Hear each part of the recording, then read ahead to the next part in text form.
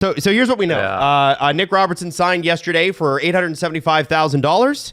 I am not an insider, but other insiders were Frank Saravalli, I think specifically. I think now Nick Alberga also said that the Leafs are going to explore potentially trading him.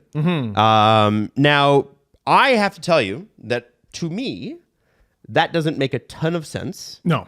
And also they announced it. Like, it's not just they signed him. They're like, and we signed him, everybody. Yeah, and it's on our Instagram. And then Nick announced it. Like, he posted it on his Instagram with no emojis. But, like, you know, he's here. He's a Leaf. Here he is in a jersey. Listen, I get that he's not thrilled, but he will be when he starts putting goals. Yeah. Now, it also seems odd that the Leafs, who have a history of RFAs running them over, would sign this guy and then let him get what he wants. Like you see, here's the thing. Like just to give you an idea of how bad it is. You think I'm talking about Marner or Matthews or Nylander? No. Connor Timmins makes $1.1 million. RFAs. Holy moly. RFAs have run this organization over for most of the last decade. Alex Kerfoot, $3.5 million, 4 years. And there was not a ton of resume there. No, there sure wasn't. No. You know, there's lots of guys where you go, why? RFAs have run this team over for years. Here's the opportunity to go, nope, not doing it right after this point.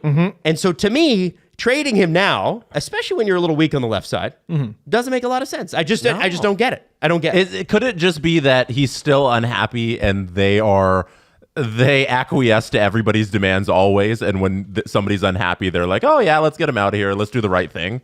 Could that be the organization just continuing to do the right thing for their guys? The right thing is trying to ice the best team possible and win. Yeah, but the right thing in terms of their relationship with this NHL player. Like, it seems like the Leafs always want to just be They do. Yeah, let's be nice and give him all this money. Trade him, even though we shouldn't trade him, you know? I like to think that's over. I hope it's over. It doesn't feel like it. No? 'Cause the right thing to do is keep this guy who makes under $900,000 and you need a left winger. Yeah, but they are. Are they? So here's the thing. I'm confused. The trade rumor right now, like, I have no reason to look at the report out there and be like, that's a bullshit report. They're making it up. But I'm going to say it just doesn't make sense. So one thing in the days leading up, I saw, not insiders, just regular old hockey fans on Twitter go, he's going to sign for $875,000. Do you know why? Because That's all they have. So, Yanni Hakanpää. I cannot believe how many times over the last couple months I've said that friggin' name. After saying it maybe a grand total of 5 times in my entire life. It's also very entertaining. It's a fun name. It's a Yanni Hakanpää. I am so excited for. Imagine he goes off for 20 goals. No, I'm kidding. So I'd be happy with 3. You could name your dog Yanni. You're getting very distracted from Hakanpää. the point. That's see. There it is. So sorry to Jan and hockey pause on the point. Here it is. Hakanpää is supposed to be making $1.5 million, right? That's right. That's been rumored since July 1st. Yep. $1.5 million. Big money Hawk. The Leafs have $400,333 in cap space, according to Puckpedia, after the Nick Robertson signing.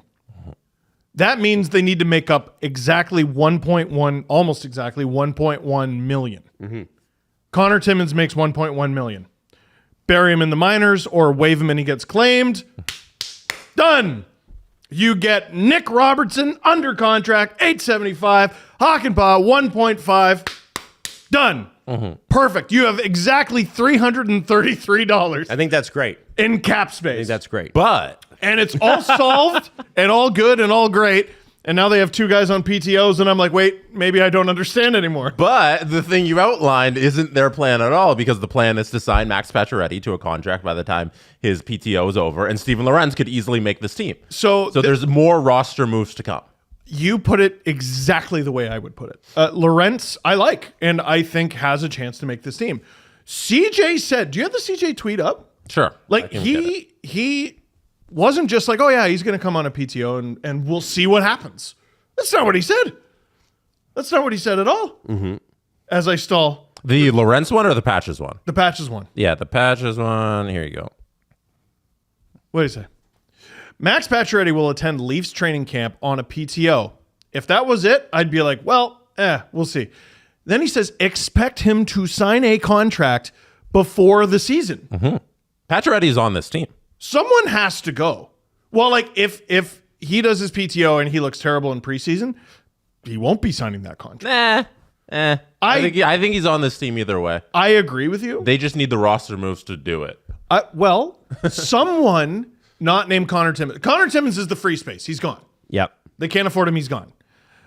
Someone currently on this team can't be on this team anymore. Yeah, they actually have people fighting for roster spots, which is, I think that's great. Do you want to play Who's That Gonna Be? Sure. So I'm going to list a name. I'm just going to go down the roster on Puckpedia, and you're going to guess who's that's going to be, and you're going to say yes or no. Okay. Austin Matthews. Maybe. No. William Nylander. No. John Tavares. No. Mitch Marner. No. Max Domi. No. David Kampf. Maybe. Callie Yarncroke. Maybe, but here's my question. Everyone's like, oh, just get rid of Conf, problem solved. Who are your penalty killers and who's taking face-offs on the penalty kill?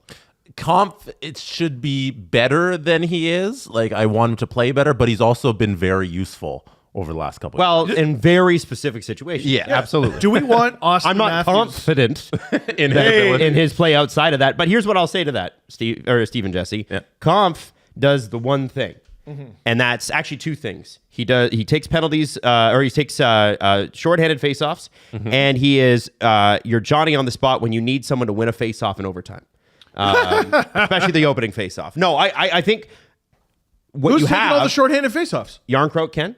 Yarncroke can. Steven Lorentz, I think they maybe can. They want to see what he can do. He can. I'm not sure what his face-off percentage is. Kevin Stenlund was his center. Okay. He can play center, but he's probably in the NHL a winger. Yeah, I think that deal, And also not under contract. that deal probably needs Not under contract. doesn't matter. That deal needs to go. So someone needs to go if Pacioretty signs. If Pacioretty and Lorentz sign, Yeah. two people need to go. We've sat on David Kampf as a maybe. He's a maybe. Yarncroke. Maybe. Okay. He's too useful. People forget, man. He is useful. He's too useful. He's not great at anything. He's not.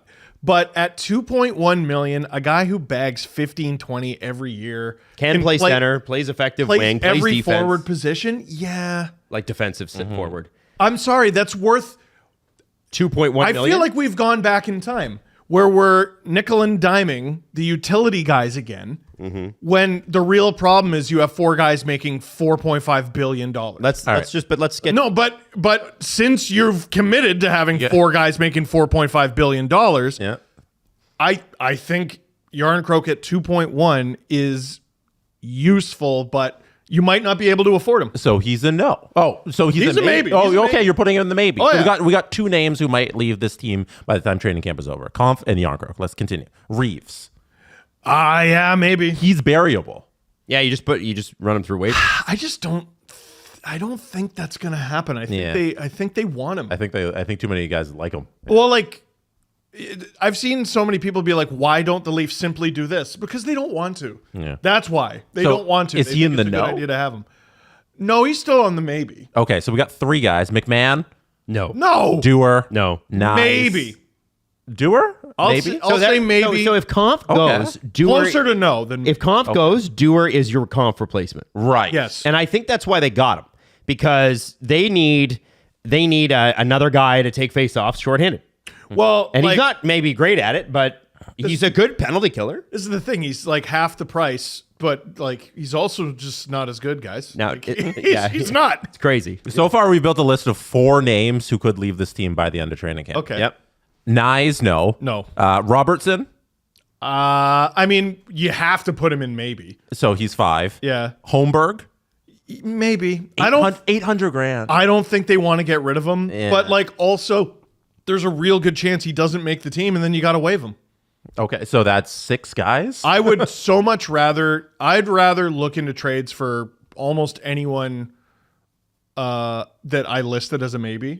I'd rather trade any one of them or lose them on waivers than Holmberg. He's like 6 of 6, if you're ranking them. Yeah. Yeah. And then on D, Riley, Tanev, OEL, No. Timmy, McCabe, Benoit. Oh, You got Liljegren, Dude, okay. Here, listen, if Hakanpää wins a spot, it's not Benoit that's out. He's a lefty. It's not McCabe that's out. It's Liljegren. He's going to be making $3 million, and he might be a healthy scratch this year and next year. And OEL, by the way, OEL is going to run PP2. I think they're going to spread the power play over two lines rather than load up one. Yeah. And you look at Timothy Liljegren.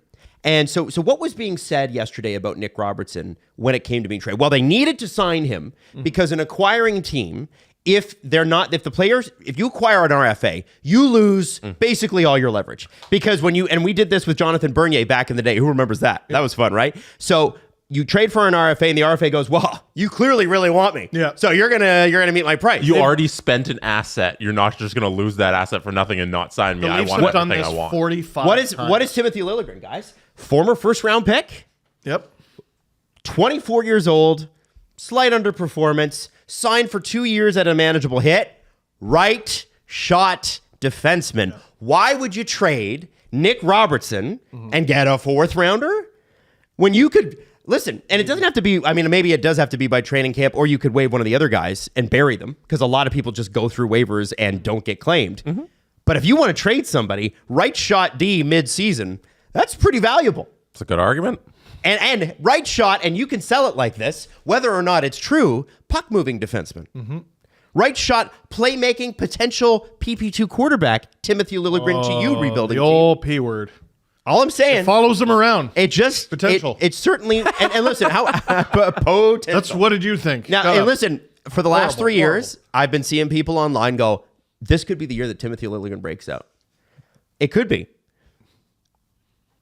And I understand how Bill Murray feels. With each passing year, it's Groundhog Day. With each passing year, that percentage of likelihood goes further and further down. What am I doing here this morning? What am I doing in this building? Jesse, just upload last year's Leafs. You're out on Liljegren. Upload last year's season preview, and here, like we can do some like anime dubs. Yeah. So like when I say, hey. But the real question is, can Riley have sex? Can Riley have success? I mean, he can. No, he can. We know that. Tessa was pregnant, right? No, they gave. She gave birth? Yeah. Oh, congrats. So it's happened at least once. Yeah. There you go. We got to do Riley car watch, by the way. Oh, yes. We got to check in on NHL. Get an NHL car player. Watch? It's gets a new car watch. Oh, gosh. Oh, no. We're going to have a fun year with NHL car watch. I want to get the segment sponsored. Jesse came up with the segment. All because I accidentally said sex. All right. No, it was from last show. We were talking about Stutzla, this German car dealer. We're so off track. Okay. What do you Can Riley have success with, and then when I say TJ Brody, just dub me into Chris Tanev. the Atlanta Falcons from The Simpsons. Cody Ceci. Is Timothy Liljegren going to be in the lineup every night, or is he going to be pushed out by Yanni Hakanpää?